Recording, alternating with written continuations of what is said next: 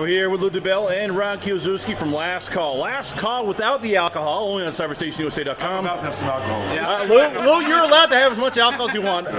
Ryan, you got tested in the 10th round. Tell me about what happened here, because you're winning early in the rounds. 10th round, you got clipped. What happened? What made you, suck it up and basically survive those last 30, 40 seconds? It's instinct. I'm a fighter. That's what we do. That's what we train for. I mean, I didn't go out there for the first 9.5 rounds just to give up the last 30 seconds. And look, I have tremendous respect for the guy he fought. I promoted, Rafi for a lot of his career, and Rafi's a huge puncher.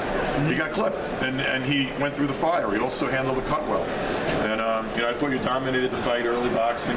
Speed really can negate power, and that's what we saw for a lot of the fight. But power, one shot could change things. So, but he handled that very well, and this was a step-up fight against a world-rated guy, a world-class guy. I mean, Rafi, credit to Rafi Vasquez, he came to fight. I thought that the first half of the fight was basically totally dominated by Ryan, and then Rafi was still not outlanding Ryan for a lot of those other rounds, but landing power shots. And then that 10th round, what he did, he sucked it up, man. He sucked it up like a champ. That's how you learn. That's how you get the big opportunity. And I think that this young man, how old are you now, brother? 26. Okay, so he's hitting the prime of his career, and he's getting ready to that point where I think pretty soon he'll have a huge opportunity. Ryan, tell us quickly about. No problem. So Ryan, tell us quickly about the first 4 rounds. As you said, you were outboxing a lot. He wasn't throwing. Then all of a sudden, the 5th, 6th round, he starts coming on. Were you expecting that? Was that part of what you guys were training for? Were you caught off guard by him not doing anything the first 4 and then throwing like a bandit in the 5th and 6th rounds? I was kind of waiting for it. We knew he wasn't really much of a volume puncher, so it didn't surprise me that he wasn't throwing much. It didn't really just surprise us, and we were just kind of going with his flow basically. I would have liked to counter punch a little more than I did, and or to even be first and throw combinations before he threw punches. But it all works out. Around the 7th, 8th round, you got your eye cuts right above the right eye. I've seen a lot of fighters get freaked out when it happens because it affects the vision. How did you control yourself? How did you calm yourself down so you weren't getting freaked out about blood in your eye? The blood wasn't going to my eye. I didn't know I was cut until the referee said it in between whatever round that was. I had no idea I was cut. And then I started feeling the blood trickle down my face, but at no point it was getting into my eye to mess up my vision. So where do you go from here? I mean, I know that you wanted Danny Aquino for a rematch.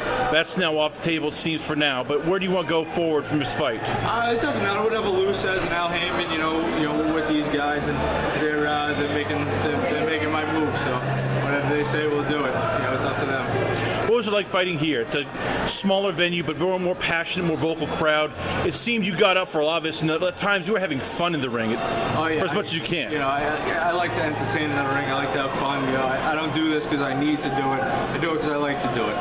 You know what I mean? I don't struggle, and I'm not trying to get out of poverty by fighting and all that stuff. I do it because I like fighting. I like to entertain, and in front of all my friends and family. Especially, this is my favorite place to fight as an amateur. I fought here about 10, 15 times for the Golden Gloves.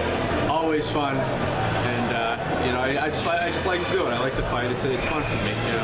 You mentioned Al, you mentioned, of course, Lou. We saw Samson in the back talking to you. What did he say to you, and when do you expect to maybe get on one of his cards for the next couple of months, or maybe next 6 months or so? Yeah, I mean, we'll let the eye hail and just see what they got to say. Hopefully we can get something, another local fight. Maybe get something in the garden with me and Danny O'Connor, and have a nice big venue with some world-class fights and world title fights on it. Hopefully we can get something happen over here again. Well, once again, where can the fans check you out? Where is the Twitter page, Facebook, Instagram? Where can the fans hit you up at? I mainly go on Facebook. That's like my go-to. At Ryan Kielczewski, whatever. And I think my Twitter is Polish_Prince89, and my Instagram is Polish_Prince1989. There you have, once again, only on LastCallRadioShow.com. Thank you. Talk a little